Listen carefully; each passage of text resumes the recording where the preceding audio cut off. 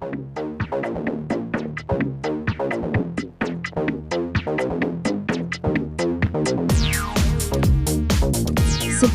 for stay tuned and stay updated. Turing Robotics Industries TRI announced the Turing phone Cadenza NA according to a report in. On paper, it is easily the best smartphone in the world. The phone is powered by not one but two of the rumored Qualcomm, supported by two 6GB RAM modules, giving the phone a total of 12GB RAM. The rear camera is 60 megapixels and the front camera is 20 megapixels. Perhaps to compensate for the low megapixel count on the selfie shooter, there are two front cameras included. The phone offers 1 TB of storage with two 256GB memory chips for onboard memory, and an additional 500GB available through micro SD card slots. There is a 2400 mAh graphene supercapacitor battery, a 1600 mAh lithium-ion battery, and a hydrogen fuel cell. Yes, the phone has 3 power sources. There is no information yet if the batteries are removable. The phone supports 4 nano SIM cards, 2 of which can be used for expanding the storage because, why not? Turing Phone Dark Wyvern Review. The Turing phone is the world's most secure phone, and also one of the worst. Lows. Processor is from 2013. Poor battery life. No Android. It runs Sailfish Oxygen Monosulfide. Poor camera. Turing Dark Wyvern. Turing Robotics seems to be banking heavily on the Turing phone. Not only has the company delayed the release of the device for months upon months, but it even completely changed the operating system, going from Android to the somewhat unknown Sailfish OS, a very risky move for a company that's still building a name for itself. Since news of the phone first broke, with a fairly lean website that kept using odd words like liquid nothing, we were skeptical. Sure, the device is touted as ultra-secure and ultra-strong, but that alone isn't enough to catapult a phone to victory. We've used the Turing phone for the past week or so to see how it stacks up in the increasingly competitive smartphone landscape. Design and first impressions. Turing Robotics obviously wants to make a good first impression. Apart from being a little oversized, the packaging of the Turing phone is beautiful. The device comes in a Force Alligator skin, hexagonal box with a metallic Turing phone label plastered on it. Open up the box and you'll see the phone. Under that is a little tab to open a compartment with the charging cable, wall adapter, and other necessary items. Even the wall adapter is classy, taking a page from Apple's book by making the prongs removable for use in other countries and giving it an overly minimalistic look. Very nice indeed. The design of the phone is pretty nice as well. The Turing phone is a far cry from the plain black or white slates we've become accustomed to in the last few years. A portion of the back of the phone is even patterned with a scale-type design, giving the device some extra grip and design detail. On my model, which is the Dark Wyvern version, the entire device is black except for a gold camera module and gold top and bottom of the phone. Interesting design or not, it is also thick and heavy. This likely has something to do with the fact that it's built like a tank using Turing's proprietary liquid morphium alloy, there's that word again, which is made up of a mixture of different metals and is touted as being extremely strong. This gives the phone a premium look and feel, which helps us forgive the heaviness and maybe even the bulkiness. It is actually about as thick as many other phones with a case, and it honestly doesn't feel like the Turing phone needs a case. In addition to the bulky yet strong build, Turing claims the phone is totally waterproof, both inside and out. In other words, even if water did somehow find a way to get into the device, and there are ways that could happen, all the inputs of the phone are protected and you should be able to shake off the water and continue on with your day. Yes, it's secure, but the Turing phone requires too many compromises. In the model I received, this was not true. We were unaware that our evaluation unit was not waterproof, and as reviewers do in testing the features of a phone, we dunked the device in water and watched it shut down. After dragging the phone out of its watery grave, it did switch on, but the screen did not, rendering the phone about as useless as if it broke down altogether. Turing has promised that waterproof units are the ones that will be shipped to customers. Turing's proprietary charging port is on the bottom of the phone. There's no micro USB port inside.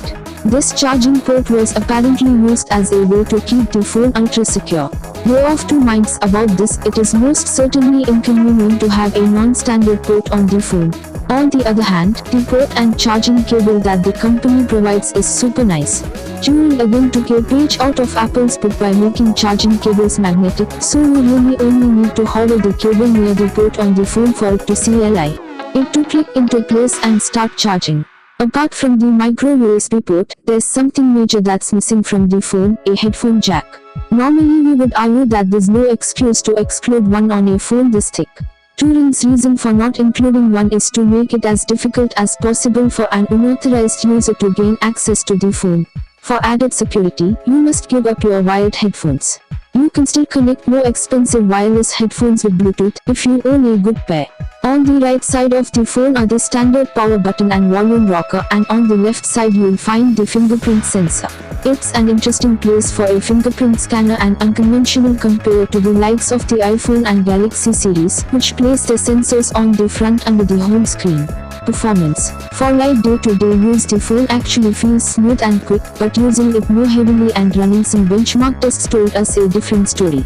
In other words, under normal phone use, calls, texts, etc., the Turing phone will do fine, but if you're into mobile gaming, then the Turing phone isn't for you. Of course, if you're into mobile gaming, you'll probably want an Android device, whether Sailfish OS is able to run most Android apps or not. It doesn't have access to the Google Play Store, which is the best place to actually get those apps. When it comes to benchmarks, the Turing phone achieved a single core score of 944 and a multi-core score of 2550 on Geekbench 3. The word achieved may be a stretch, though. In other words, the Turing phone isn't looking so hot in the performance department. Is it possible? Could my aging phone have actually beat out a 2016 flagship priced device? Grasping at straws, I tried Antutu's benchmarks as well. The Turing phone hit a mediocre 38,862 while my Nexus 6 made it to 76,508, literally almost doubling the performance of the Turing phone. For a little more comparison, the Samsung Galaxy S7, a real flagship, hit a single core score of 2,108 and a multi-core score of 6,395 on Geekbench 3 and 114,250 on Antutu, blowing both the Turing phone and the Nexus 6 out of the water. Turing's lackluster performance is all thanks to the several-year-old Qualcomm Snapdragon 801 processor, which was top of the line in 2013, but that was 3 years ago. Apart from the processor, the 3GB of RAM isn't bad, and while the base 16GB model doesn't have enough storage for most folk, Turing has options that range up to 128GB. The Turing phone is not impressive from a tech perspective, especially for the price. Sure, its selling points may not be high performance, but at $600 plus, you should get high performance anyway. Just how secure is the Turing phone? Okay, so the specs aren't great, but to be fair, the point of the Turing phone is security, not necessarily performance. The difference between the Turing phone and other phones, according to Turing, is that it brings security to the hardware itself. Most phones rely on software services for their security, but the Turing phone relies on the Turing imitation key. It's a pretty complex system, but essentially security keys are stored and protected on the phone and kept offline. Nothing is uploaded to the internet, where it could be hacked and intercepted. When someone tries to communicate with you, they're handed a public key, which encrypts the connection. Only the private key, which is located securely on your phone, can decrypt that message. Turing dark wiring compared to. Theoretically, that means there's no way for anyone to intercept communications and decrypt messages. Hacker-proof. Perhaps for now. We all know how that goes, though. With future generations of hacking tools, the phone will almost certainly become hackable. For now, the device is one of the most secure out there. Camera and battery. The rear-facing camera on the Turing phone isn't bad, but forget about any zoom. You'll immediately notice the noise, especially if you zoom as close as possible. The 13-megapixel sensor on this camera really leaves a lot to be desired. The colors are natural enough, but everything just looks bland. Even the 8-megapixel front-facing camera, which is more than most other phone selfie cams, needs something extra. Our advice, if you're into photography, stay away from the Turing phone. When it comes to the battery, things are even worse. While the device has a 3000 mAh battery, it uses power extremely quickly. Our unit lost as much as 30 to 40% overnight without being used at all. That doesn't bode well for daytime use. We found that the phone lasted just around 4 hours of constant use, so for light users you may be able to get through the day. Maybe. The phone died before the day was over for us, so if you use your phone a decent amount, you're going to need to bring an external battery or charge throughout the day. Much like the processing power, battery life almost felt as bad as early smartphones in 2012. Operating system woes. We're pretty open to new ideas here on DT's mobile team. Android and iOS may dominate the mobile industry, but there's always room for improvement, and if a new operating system can come and change the world, we are all for it. Sailfish OS, at least for now, is not that OS. We cannot figure out why Turing would want to switch from Android to Sailfish OS. Sure, the operating system isn't terrible, but for a device that already has shortcomings in things like performance, a bit of familiarity is necessary. This isn't a review of Sailfish OS, but we'll offer some brief thoughts on it. The operating system essentially does away with the classic Android or iOS home screen in favor of a different home screen, Open Apps. An app drawer can be accessed by swiping up from the bottom of the screen, and once an app has been opened for the first time, it will show on the home screen in a grid view. Swipe left from the home screen and you'll be taken to a type of notification center where you'll see recently installed apps, available updates, messages, and so on. It's an interesting concept, but the operating system as a whole, while good looking, just seems unfinished. Common sense controls just don't seem to be there, and when they are they're difficult to access, like the ability to delete a photo after taking it without exiting the camera app and going to the gallery app, which requires a number of swipes and pulls to get to. The only saving grace for Sailfish OS is that most Android apps will work on it, although not all. Without Android app compatibility, Sailfish OS would be dead in the water. While the App Store on Sailfish looks outdated and complex, at least Android apps are available. Bottom line, Sailfish OS has been in development for many years, but it still needs a lot of work. The concept is there, but it's lacking in key areas. Conclusions. We wanted this phone to blow us away, but were sorely disappointed. Turing missed an opportunity by going with Sailfish OS over Android, and it shows. Unless you value security above usability, this isn't the phone for you.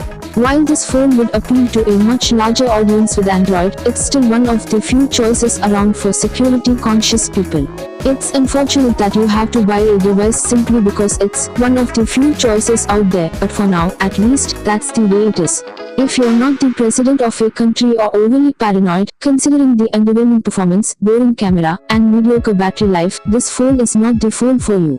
It simply does not deliver on the $610, $870 price tag, money that could be spent on a real flagship.